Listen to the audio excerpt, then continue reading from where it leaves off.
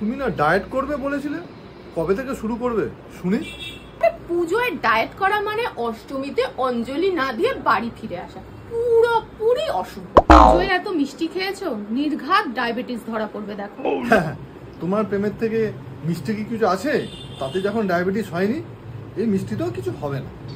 এ কি গো, একা একা খেতে বসে পড়েছো? আরে পুজোতে ভাগাভাগি মানে অঞ্জলির ফুল আর প্রসাদ, পোলাও মাটন না। পোলাও মাটনের আবার ভাগাভাগি হয় নাকি? আরে এত খেও না, মোটা হয়ে যাবে। আরে খাওয়া দাওয়াটাই তো পুজোর আসল অঞ্জলি। খাওয়া দাওয়া তো হলো, এবার বিলটা দাও। পেমেন্ট তো করবো, তার আগে ফেসবুকে আপডেট দিতে হবে আমার সেরা হাজবেন্ড।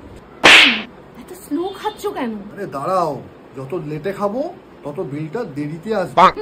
বুঝলাম। স্যুপটা কেমন খেলে? স্যুপটা ছেড়েই দাও, এখনো দামটাই হজম করতে পারছি না এখনো।